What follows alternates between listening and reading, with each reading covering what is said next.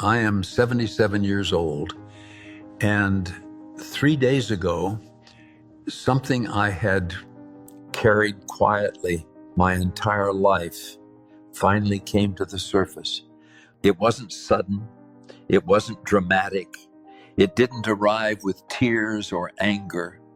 It simply rose up, slowly, honestly, like something that had been waiting for permission. This feeling wasn't new. It had lived inside my chest for decades, heavy, still, tucked away where I could function without touching it. I never gave it a voice. Or maybe I convinced myself it didn't deserve one. My mother never told me she loved me. Not once. Not when I was small and afraid of the dark. Not when I graduated and stood in a borrowed suit pretending to be confident. Not when I got married and hoped quietly that someone would finally say it out loud. Not even when she was dying. The strange part isn't that this happened. The strange part is how long I told myself it didn't matter. I became very good at that, at minimizing, at explaining things away. Last week, my daughter came to visit with my granddaughter. She's 4 years old, all movement and sound, curious about everything. Her curls never stay where they belong. She's the kind of child who fills a room just by existing, the kind who doesn't ask for attention, she simply assumes it. As they were leaving, my daughter bent down, wrapped her arms around her, and said, "I love you, baby." No pause, no hesitation, no calculation. The words came as naturally as breathing. My granddaughter smiled and answered, "I love you too, Mom." Then they grabbed their coats and walked out, laughing about something small, something forgettable, as if nothing important had happened, as if saying love out loud was simply how life worked. I stayed where I was because something inside me cracked, not loudly, not all at once, just enough to let the truth in. Standing alone in my living room, I felt time fold in on itself. The man I am now and the child I once was stood in the same space, breathing the same air, sharing the same ache. Decades collapsed into a single moment of understanding, and I could no longer pretend the absence had been harmless. A mother had said, "I love you" to her child without thinking, without weighing the moment, without guarding herself. I wasn't used to that. Standing alone in my living room, I realized I had never known that moment. Not once. No shared smile, no ordinary words of love, no casual reassurance. And suddenly, I saw how carefully I had minimized that absence for 77 years. For a long time, I believed this was normal, that families were simply different, that some homes were loud with affection and others were quiet with responsibility. I told myself I was lucky. I had food on the table, clean clothes, a roof that never leaked. So who was I to complain? I compared myself to others who had it worse. And every time I did, I pushed my own needs further down. But children don't measure love in logic. They don't understand comparisons. They feel love in moments, in tone, in warmth. And when those moments are missing, something subtle begins to grow. A quiet doubt, a small question no one teaches you how to ask. You grow up trying to be easy, not too loud, not too needy. You learn to read the room before you speak. You learn when to stay silent.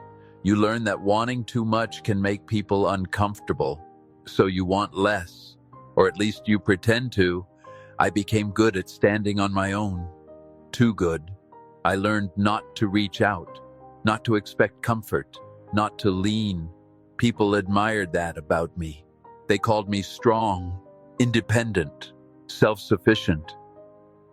What they didn't see was the effort it took, the constant holding back, the way my heart learned to whisper instead of speak, the way I learned to survive without asking for anything. And once you learn that lesson as a child, you carry it with you, quietly, into every relationship that follows. My mother wasn't a bad woman. I need to say that clearly. She wasn't cruel. She didn't neglect me. She fed me, clothed me, showed up to school meetings, made sure I followed the rules. In her actions, she was always there, but warmth was missing. There were no long hugs, no kisses on my forehead, no gentle looks that said, "I see you," no soft words spoken when the house was quiet. If love existed, it lived behind a wall I never learned how to climb. When I was 6 or 7, I came home from school with a drawing, a house, a tree, a sun in the corner. Nothing special, but it was mine.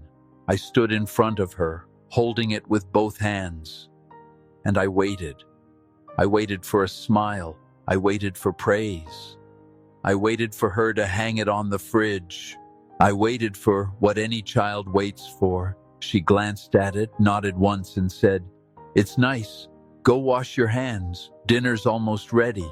That was it. No criticism, but no encouragement either. I took the drawing down, and I never showed her anything like that again. I learned early that my mother spoke a different language. Not reassurance, not affection, practical care. She cooked my favorite meals, stayed up late ironing my clothes, packed extra food in my lunchbox, and I told myself that was love. Quiet love, useful love, love that didn't need words. But here's the truth I waited 77 years to admit. A child shouldn't have to translate love. A child shouldn't have to guess it. Words matter. They always have. When I was 16, I got suspended from school for 3 days after a fight. I came home expecting anger or disappointment, something. She looked at me and said, "You're better than this." Then she walked away. No question, no conversation, no hand on my shoulder. I spent those 3 days alone in my room, feeling like I had failed a test I didn't understand. At 18, I met a girl named Lisa. She laughed at my jokes, held my hand, looked me in the eyes and told me she cared, and I clung to her like a drowning man. Because she gave me what I had been starved of my entire life. Words, affection, proof that I mattered. We married young. I understand that now. I thought marriage would fill the emptiness inside me, that if someone loved me loudly enough, it would finally heal what childhood had left hollow. But it didn't. Lisa loved me. I know that now. But I was never at peace. I needed constant reassurance. I asked again and again if she still loved me, if she was happy, if I was enough. And when love is tested every day, it starts to feel like work. My mother died when I was 49, heart failure, quick, unforgiving. 3 months from diagnosis to funeral, I visited her every day, sat by her bed and talked about nothing. The weather, work, small updates about the kids. I waited for an explanation, for a reach of the hand, for the words I had waited my whole life to hear. The day before she died, I finally asked, "Mom, do you love me?" My voice broke. I was 49 years old, asking like a child. She opened her eyes, looked at me, and said, "Is that even a question?" Then she closed her eyes. She never said the words. Not once. She died the next morning. At the funeral, people talked about how strong she was, how independent, how she never complained. I stood there, frozen, wanting to scream. No one saw what I carried inside. The silence, the coldness, the unanswered years. After she died, I found her diaries, or boxes of them. I opened one, almost excited. She had written about me. Her pride when I graduated, her worries when I married young, her love for her grandchildren. She felt everything, she just never said it. And somehow that hurt the most, because she could have. She chose silence, and that silence shaped my life. Now I'm 77. Lisa and I are still married, after a fashion. Our children are grown. My grandchildren hug me and tell me they love me without hesitation. And sometimes when they do, I cry, because my body still doesn't know what to do with that kind of love. I see now what my mother's silence cost me. It made me doubt my worth. It taught me that love was something you earned, not something you received. It followed me into my marriage.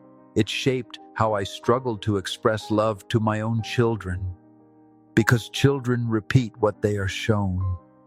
So now, I'm trying. Every time I see my daughter, I tell her I love her. I tell my grandchildren too, even when it feels awkward, even when my arms don't quite know where to go. I hug them anyway. At 77, I'm learning what I should have learned at 7. My mother grew up in a different time. She probably never heard those words herself. I understand that. I feel compassion for it, but compassion doesn't erase the damage. Unspoken love still leaves a mark. For years, I told myself actions were enough. Maybe that was all she knew how to give. But it wasn't all I needed, and there is no shame in admitting that. If you grew up in a home where love was quiet, where it was distant or implied, it mattered. Then and now, say the words you never heard, even if they feel unfamiliar, even if no one ever said them to you.